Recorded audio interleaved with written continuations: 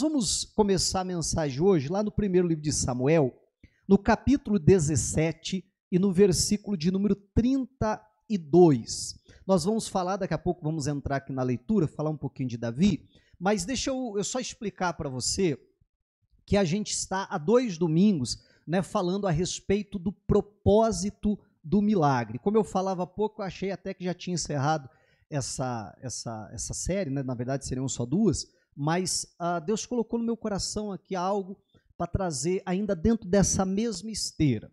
E aí vamos, de uma maneira muito breve, só recapitular aquilo que nós falamos nos 2 últimos domingos. Para quem não assistiu, eu sempre indico, tem lá no YouTube gravado o culto, você pode assistir depois, então, para pegar o entendimento completo, caso alguém não esteve presente.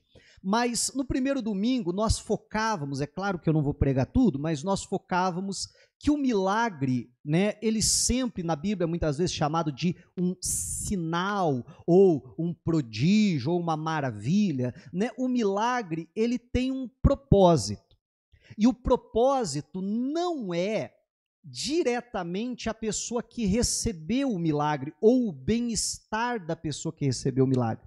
Mas o milagre ele sempre traz consigo uma mensagem que precisa ser entendida, que precisamos receber então essa mensagem. E aí no domingo passado nós focávamos bastante pessoas que não entenderam o propósito do milagre.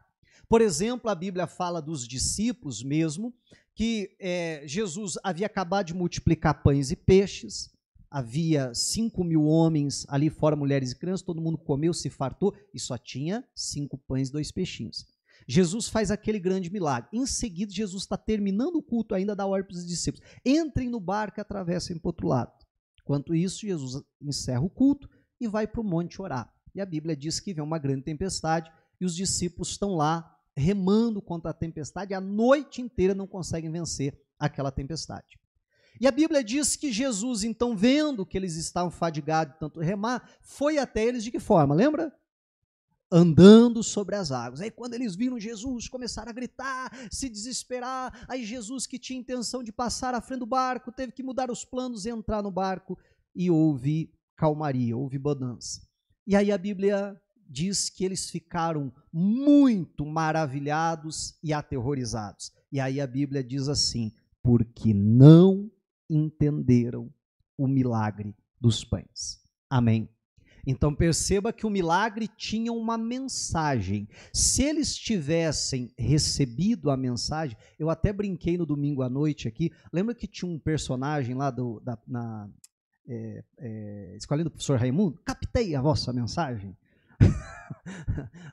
Lembra dele, né?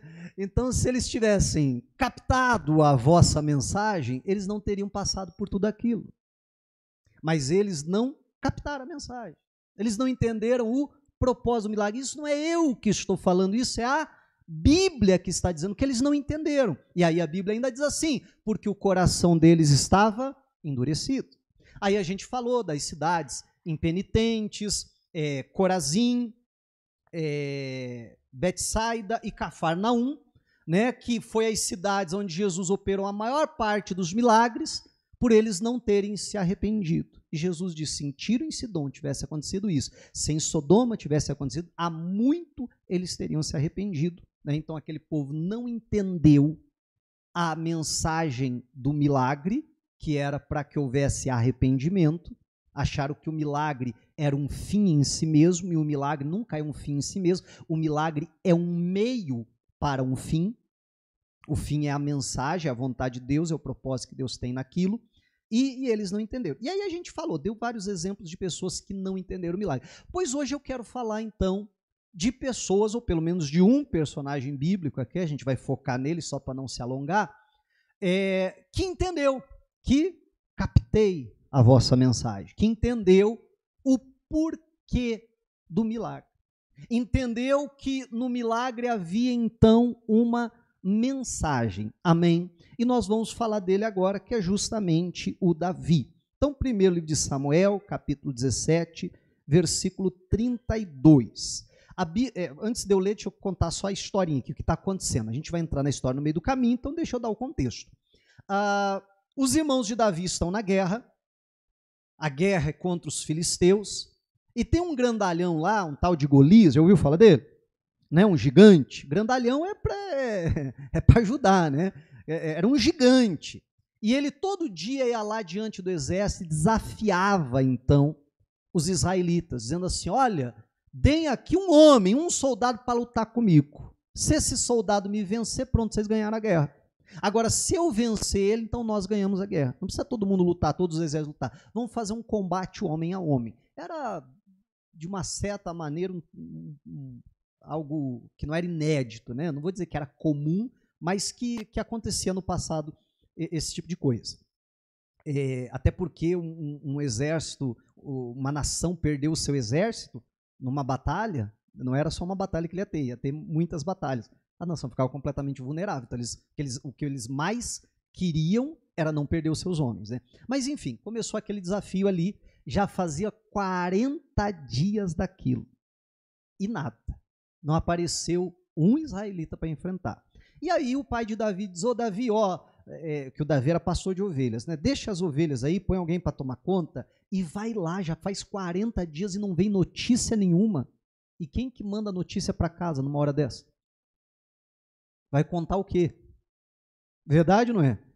Você vê que não é à toa que não veio notícia nenhuma, né? Não, tem um cara aqui desafiando, mas não foi ninguém não. Olha que vergonha. Então, todo mundo lá ficou quietinho, né? E o pai de Davi diz, estou preocupado, vai lá ver o que está acontecendo. Né? E o Davi, então, ele foi. Quando o Davi chega lá, está falando com seus irmãos e tal, aquela coisa, como é que está? E aí, como é que está a batalha? E aí, bem nessa hora, está vindo Golias, como fazia todos os dias, fez aquele mesmo desafio, afrontou os israelitas, ou afrontou a Deus. E Davi escuta aquela história, mas fica doido. Quem que esse cara está pensando que é? Quem que é esse incircunciso filisteu para afrontar as fileiras do Deus? Isso aqui é o exército do Senhor! E ele está lá com o peito estufado e os israelitas, né? Parece que só o Davi que tinha entendido que aquele era o exército do Senhor. Amém? E tal, diante de tudo aquilo, para resumir a conversa, então alguém vai falar para o rei. O rei tem um corajoso aí, apareceu um, está lá bradando, está lá brabo, revoltado com o tal de Golias, está pronto para o desafio. Manda chamar até que enfim. Deus ouviu minhas orações, até que enfim. Imagine você quando chega o Davi. Amém. Um garoto, não tinha nem idade ainda, né, para estar na guerra. Ele justamente não estava na guerra porque não tinha idade para isso. Era, né, um adolescente, ainda acredita-se que tinha em torno de 12 a 14 anos nessa ocasião. Então, chega o Davi lá. Já não era alguém de grande estatura nem nada, mas um menino entra lá, salcou essa cabeça e diz, rapaz, Deus abençoe a tua boa vontade, mas você não está entendendo a coisa. Aí Saul diz o seguinte, vamos ver. Davi chegando, diz assim, e Davi disse a Saul, não desfaleça o coração de ninguém por causa dele, teu servo irá e pelejará contra esse filisteu. Porém, Saul disse a Davi, contra esse filisteu não poderás ir pelejar com ele, pois tu ainda és moço e ele homem de guerra, desde a sua mocidade, tem experiência, é alguém capacitado, é alguém treinado. Rapaz, você não tem nem idade militar, você nem passou pelo treinamento ainda, você não manja dos Paranauê. Você como é que você vai enfrentar ele? Não é nem só uma questão de estatura, não é nem só uma questão de força física, mas uma questão de preparo, uma questão de experiência. E Saul vai colocando esse monte de coisa. 34. Então disse Davi a Saul, teu servo apacentava as ovelhas de seu pai, e vinha um leão ou um urso, e tomava uma ovelha do rebanho, e eu saía após ele e o feria, e a livrava da sua boca. E levantando-se ele contra mim, lançava-lhe mão da barba e o feria e o matava. Assim feria o teu servo o leão como o urso. Assim será este incircunciso filisteu, como um deles, porquanto afrontou os exércitos do Deus vivo. Se até aqui o negócio já está bom, olha o que ele fala em seguida, 37. Disse mais Davi: o Senhor me livrou da mão do leão e da do urso. Ele me livrará da mão deste filisteu. Então disse Saul a Davi: vai-te embora e o Senhor seja contigo. Rapaz, não, então realmente achamos quem vai enfrentar o Golias. Vai lá. Amém. Olha só o que Davi está falando. E aí a gente precisa entender, principalmente dentro desse foco que a gente está, como eu dizia há pouco, já há vários domingos falando disso, o Davi, ele entendeu o propósito do milagre. Ele entendeu a mensagem por trás do milagre. O Davi reconhece que foi Deus que o livrou da mão do leão e da mão do urso. Davi reconhece que ele, pela sua própria força ou capacidade, jamais, nenhum homem adulto não teria condições de lutar contra um leão, contra um urso, quem dirá um garoto. Ele reconhece que ele jamais teria conseguido aquelas vitórias se não fosse Deus o livrando. E o que o Davi ele pensa, a matemática do Davi é mais ou menos o seguinte: rapaz, se fosse para eu morrer na mão do filisteu, por que Deus teria me livrado do urso? Se fosse para eu morrer na mão do filisteu, por que Deus me teria livrado da mão do leão? Você está entendendo? Se Deus me livrou da mão do leão e do urso, rapaz, tem uma mensagem aqui. A mensagem é que Ele é comigo. A mensagem é que Ele me livra. A mensagem aqui é que eu posso enfrentar inimigos muito maiores e muito mais poderosos que eu, que Deus me dará a vitória. Você está entendendo? Ele entende a mensagem do milagre. Ele entende que aqueles milagres não eram um fim em si mesmo. Tanto é que provavelmente que ninguém sabia dessas histórias. Ele não publicou no jornal. Claro que não havia na época, mas você está entendendo. Provavelmente nem os irmãos não sabiam dessa história. Provavelmente nem o pai não sabia dessa história.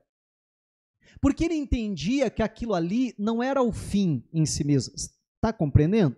Quem ouviu os outros domingos, acho que fica claro isso que eu quero dizer. Né? Que o milagre era um meio só, para algo muito maior que Deus queria fazer. Que o milagre nada mais era do que um sinal para algo muito maior que Deus queria realizar.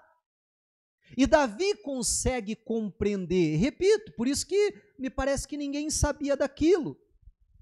Porque ele entende, olha, Deus está me sinalizando algo, Deus está falando algo comigo. É por isso que ele tem essa ousadia para dizer: quem que é esse filisteu? Não, Deus vai me dar a vitória contra ele.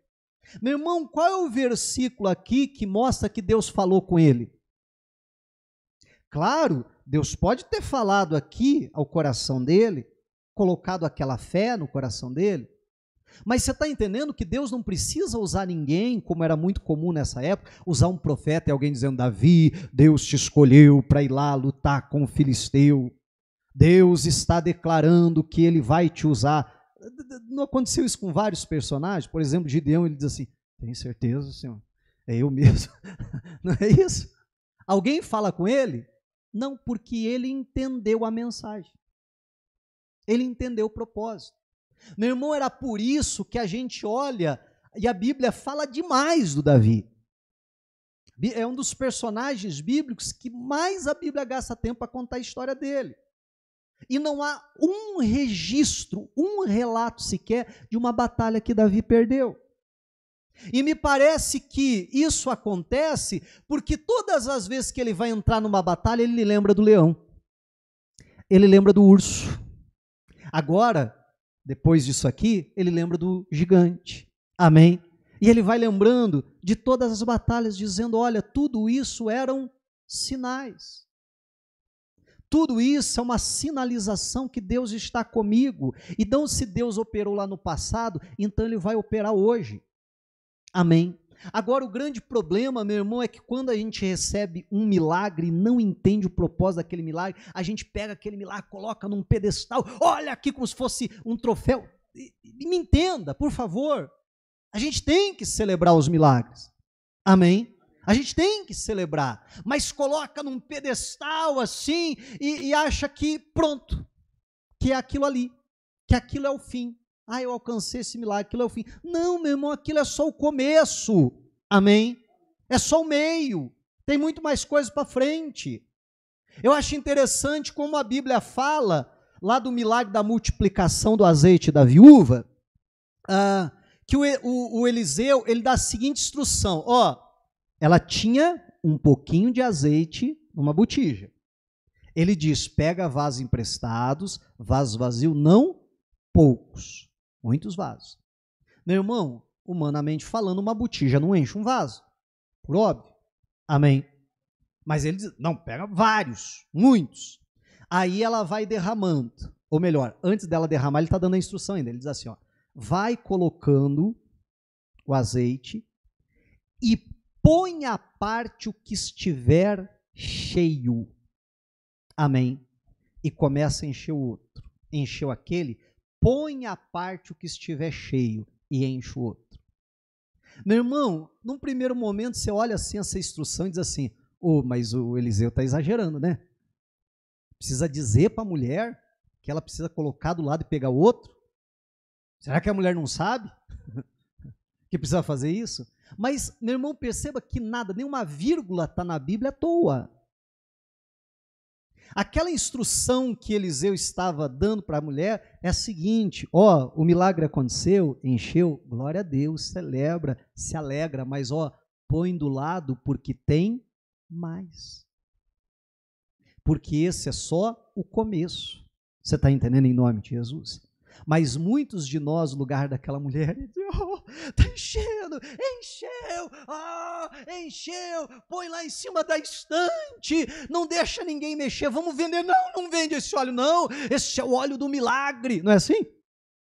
Ninguém mexe nesse óleo aí, esse óleo tem que ficar guardado, porque olha o tamanho do milagre que Deus fez, e os outros? Tem mais para Deus fazer, você está entendendo em nome de Jesus? E repito, temos que celebrar cada milagre, cada conquista, mas entender, Senhor, muito obrigado, agora eu vou colocar do lado de que, porque tem mais. Porque tem mais para o Senhor fazer. E multiplicou, e foi multiplicando, a Bíblia diz, até que não tinha mais vaso. Quando não tinha mais vaso, o azeite parou. Se tivesse mais vaso, teria mais milagre. Amém? Mas aí, agora, cheio de vaso, cheio de azeite. Aí ela vai falar com eles, lá em casa não tem mais onde botar vaso cheio de azeite. Ele diz, agora você vai lá e vende o azeite, e você e o teu filho e os teus filhos vivei do resto. Perceba, o milagre da multiplicação aconteceu, mas tem mais coisa para Deus fazer. Agora, através desse milagre, Deus vai sustentar vocês. Então nós precisamos ter sempre isso em mente. Porque se nós não nos lembrarmos, como a Bíblia diz, trazer à memória aquilo que me traz esperança. Meu irmão, Deus opera um milagre, aí eu faço como os discípulos, eu não entendo. E ali na frente eu vou enfrentar uma outra batalha, que se eu entendesse o milagre, como Davi, vamos comparar o Davi e os discípulos, vamos lá? Eles acabaram de ver todo mundo com fome, e sendo suprido de uma maneira milagrosa por Deus, não foi isso? Agora eles estão enfrentando uma tempestade. Se eles tivessem entendido primeiro, eles não teriam a mesma ousadia que Davi teve para enfrentar o Golias? Eles não iriam se levantar e dizer assim, não, o Deus que multiplicou pão e peixe também vai acabar com essa tempestade. Nós não vamos morrer aqui, porque se fosse para a gente morrer, então não teria multiplicado ali atrás. Amém, igreja? Né? Se ele multiplicou, é porque ele está nos sustentando, é porque ele está nos livrando, é porque ele vai ser com a gente. Nós precisamos, então, entender o propósito do milagre. E sabe o que é muito interessante isso aqui? Deixa eu falar antes que eu esqueça dessa parte. Lá, a Bíblia diz, no texto que eu acabei de fazer menção, dos discípulos, diz que eles não compreenderam o milagre porque o coração deles estava endurecido. Depois a gente falou de Ezequias, que não correspondeu com os benefícios que Deus deu. Depois, quarta-feira, ainda preguei sobre isso. Não correspondeu com o benefício que Deus deu, porque o coração dele se exaltou. E eu dizia que a pessoa não entendeu o milagre sempre é um problema de coração. Amém? Porque a pessoa não entende o milagre aqui, a pessoa entende o milagre aqui dentro. Aí a gente vê alguém que entendeu o propósito do milagre. E eu penso que não é por acaso que a Bíblia chama esse de um homem segundo o coração de Deus. Amém. Entenda, meu irmão, que para eu entender, captar a mensagem, como eu brincava há pouco, entender a mensagem do milagre, tudo depende de um coração limpo, de um coração sensível a Deus, não endurecido, não exaltado, mas de um coração quebrantado, que vai olhar para o milagre e dizer, por que Deus me livrou? O que Deus quer dizer com isso? É interessante que no Antigo Testamento, a gente vê muitos personagens bíblicos orando assim, o Deus de Abraão, o Deus de Isaque, o Deus de Israel. Amém? E aí eles faziam a sua oração. Perceba, meu irmão, claro, alguns personagens talvez oravam dessa forma por costume, mas você veja que aqueles que entendiam o que eles estavam orando, eles estavam fazendo menção a todo um legado que vinha acompanhando a geração deles.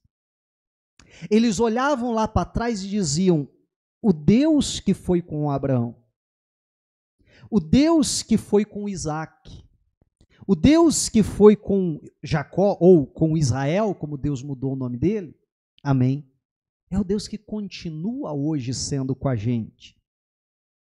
Você consegue entender que eles olham para trás e veem tudo que Deus fez na vida dos seus antepassados e diz, isso não foi à toa, isso não foi por um acaso, é Deus sinalizando que Deus é conosco.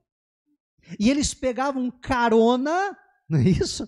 Né? Pegavam carona num mover de Deus que havia acontecido lá na vida dos seus antepassados. Então, dizendo, nós estamos debaixo dessa onda.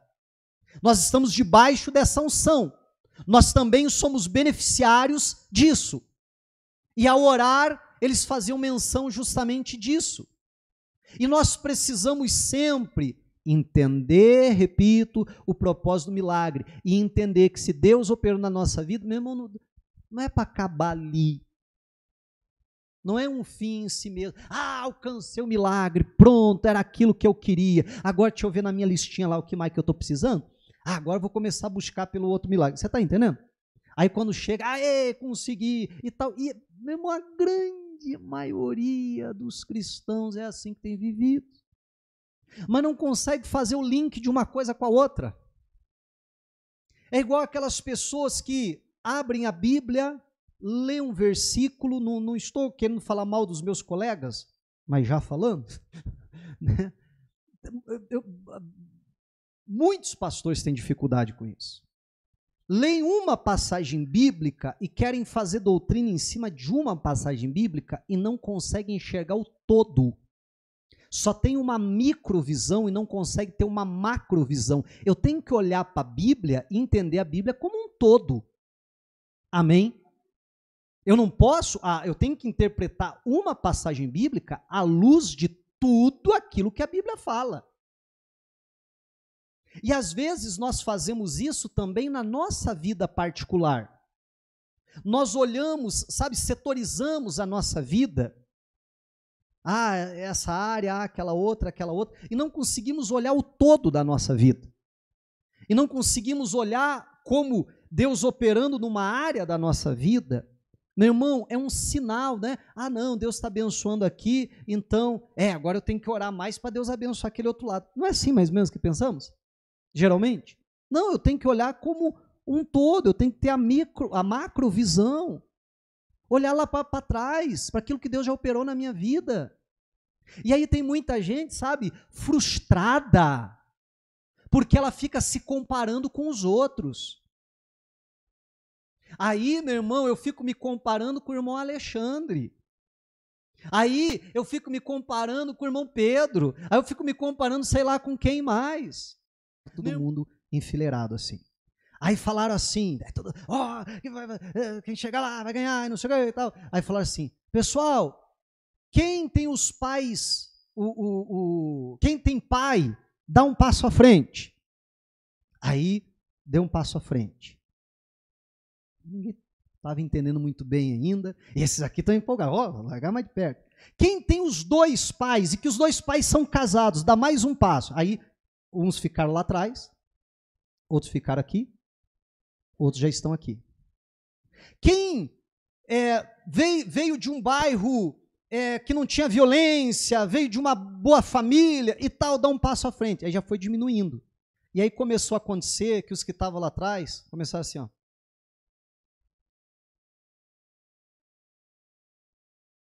Ficar frustrados. Pô, o cara vai largar 5, 6 passos na minha frente. Você está entendendo? Aí se a gente fosse continuar, quem estudou em uma escola particular dá mais um passo à frente. E aí esses que começaram a dar o passo à frente, começaram também a ficar envergonhados. Era muito interessante assim, você ver a fisionomia das pessoas mudando. E esses assim começaram a entender, né? E começaram já a ficar assim, meio envergonhado também e tal. E aí a corrida nem aconteceu. Mas daí o camarada que estava fazendo ele explica. Assim é na vida. Sim ou não?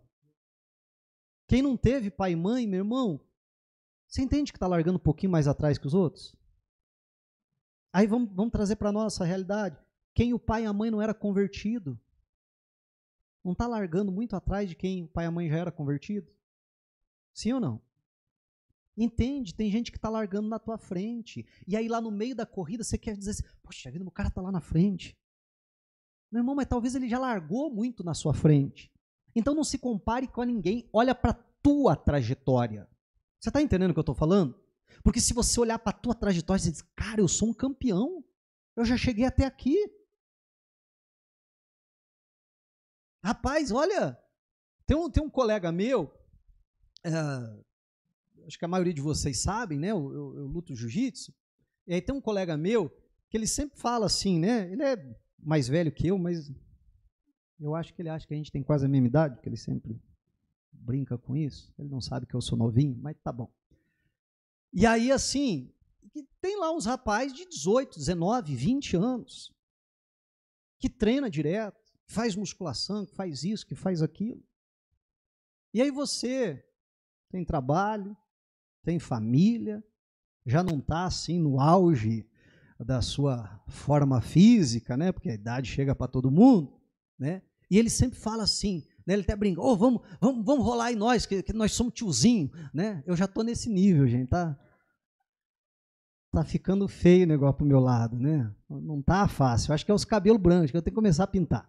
Mas enfim, voltando lá para a história, né? E ele sempre fala assim, não, vamos rolar, a gente é tiozinho e tal, vamos lá, vamos nós, né? Não, essa garotada aí tá doido, não, vamos lá nós dois, né? E aí ele sempre fala assim, cara, a gente é campeão, só da gente estar aqui. A gente tem família, a gente tem que cuidar de filho, a gente tem que trabalhar, a gente tem um monte de coisa para fazer e ainda consegue achar um tempo para estar aqui. Não, só da gente estar aqui a gente é campeão. Meu irmão, adianta eu ir lutar com um camarada com uma forma física muito melhor do que a minha, muito mais novo, muito mais treinado, porque tem muito mais tempo que eu, e aí eu ficar frustrado, cara, perdi. Mas claro, você está entendendo em nome de Jesus? Não dá para eu querer me comparar com ele, eu tenho que me comparar comigo mesmo. E olhar para a minha trajetória e dizer, rapaz, eu comecei depois dos 30. Um pouquinho antes dos 30, na verdade. Mas dizer, até que eu estou bem? Você está entendendo? Às vezes. Às vezes não dá muito certo. Mas e eu ainda, né, no meu auge de 1,70 m, com exagero e tudo, né? No meu negócio de reservista, 1,70 m, né? Não sei, nunca deu isso, né? De altura mesmo, mas deve ter 1,68 m, 1,69 m, por aí, né? E aí o cara, 2 metros de altura, 3 vezes maior que eu. Esse dia eu estava até com um colega lá também, né? E aí, treinando queda e tal. E aí ele perguntou para mim, né?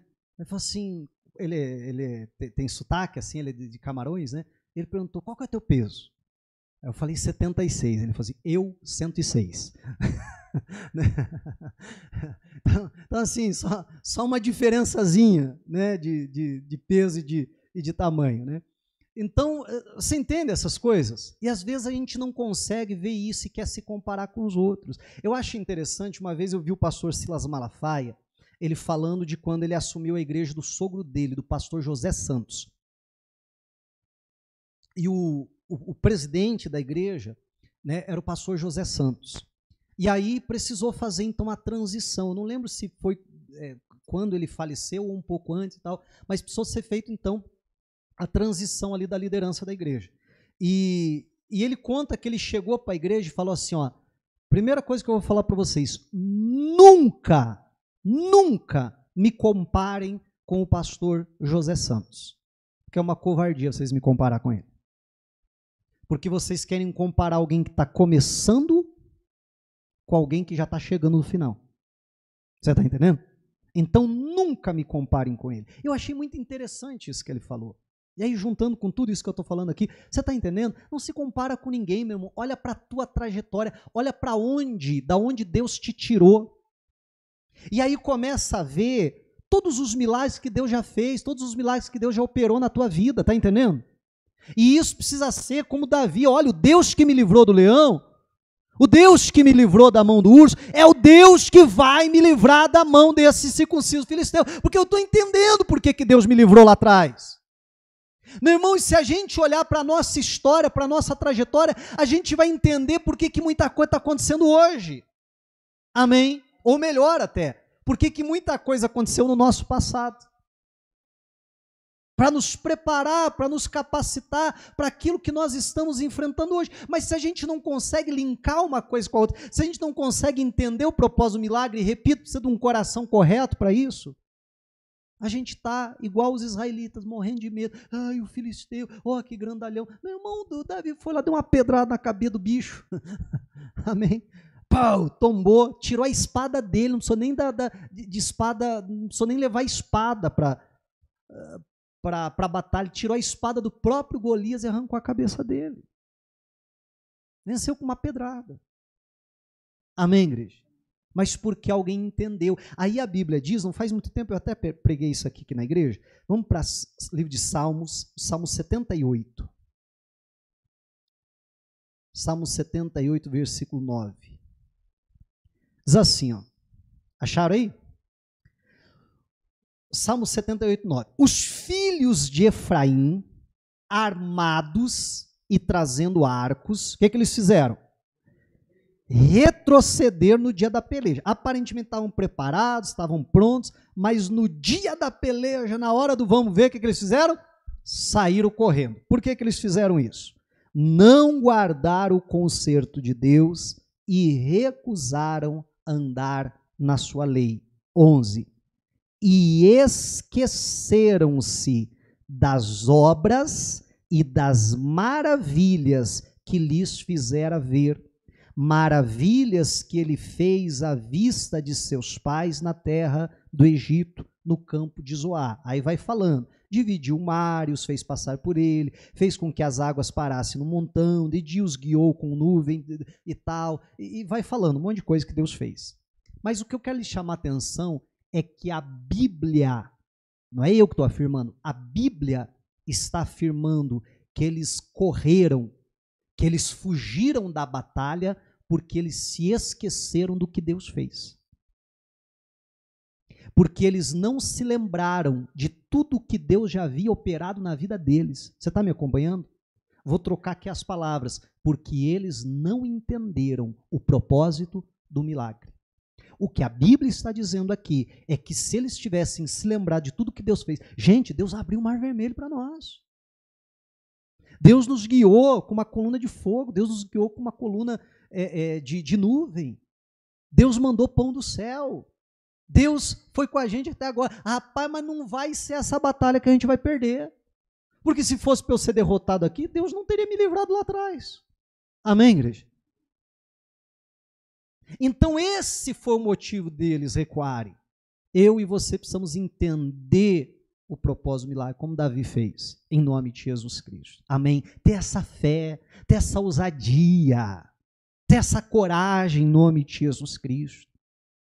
Entender por que Deus opera, o que Deus faz milagre. Ele está sinalizando algo, ele está dizendo, olha, eu sou com você, eu tenho coisas para fazer na sua vida.